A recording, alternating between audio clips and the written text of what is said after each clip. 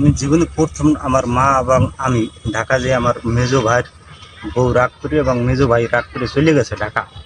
তাকে আনতে যাই অনেক দীর্ঘদিন পর তাকে আনতে যাই। আনতে যাইয়া আমরা এক শুক্রবার গেছি, আর এক শুক্রবার আবার লঞ্চে উঠছি। লঞ্চে আর 7 দিন ঢাকাতে ছিলাম। তো ঢাকা আমার জীবনে প্রথম লঞ্চে যখন উঠছি ওই সময় লঞ্চ সালাউদ্দিন 2 ওই লঞ্চে উঠছি।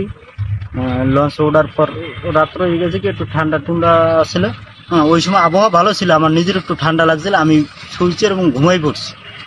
ঘুমাই পড়ার পর লাস্ট পজিশনে আবহাওয়া তো ভালো ছিল। ওই টাইমটায় যখন রাত্র 9টা 9:30 পৌনে 10টার দিক দিয়ে বাজছে, ওই সময় ঝড় ছাড়িয়া লঞ্চটা তলাই গেছে।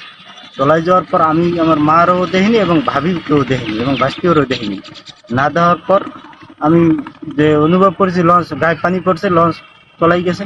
এই অনেক নিচ দিয়া আমি সাইড দিয়া সম্ভব বাইরে গেছি, অনেক নিচ দিয়া দেখি যে আমি মানে দম বাইরে যেতেছে, পানি খাইছি, এরপর দম বাইরে গেছে, অনেক নিচ দিয়ে আমি উঠছি। লঞ্চ উঠতে দেখি শুধু লঞ্চের আর্নিটা জাগনা ছিল।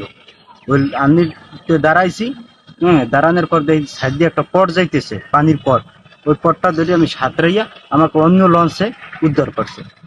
উদ্ধার করবার ওই থেকে আমি ওহিনগুনে ঢাকা চলে যাই। ওই লঞ্চে আমাকে ওরা ঢাকা নিয়ে সদরঘাট নামাইছে। ওহিনগুনে এরপর ধরে আমি জীবনে প্রথম ঢাকাতে আর যাইনি।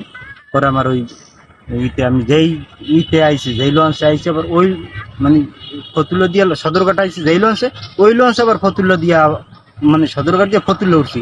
যে ওই নিয়ম অনুযায়ী আমি আবার ওই আমার ভাইয়ের বাসায় গেছিলাম।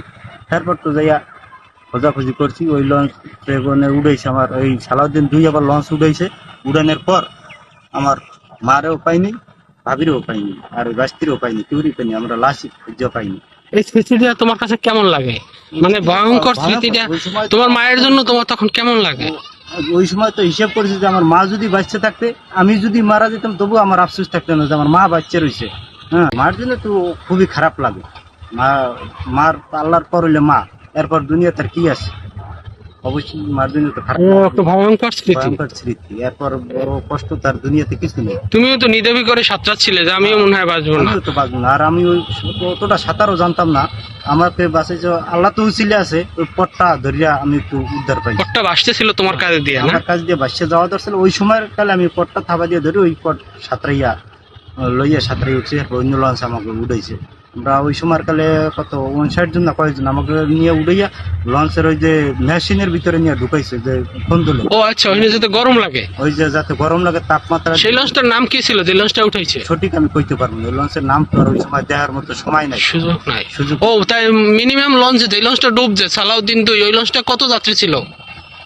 তো ওই সময় গেলে অতটা তো আর ই না, 700-800 যাত্রী হইতে পারে আর কি সম্ভবত, বা আর বাচ্চা আসলে 50-60 জনের মতো। 50-60 জন। আমরা অন্য এক লঞ্চে আমাকে উঠেছে 50-60 জনের মতো।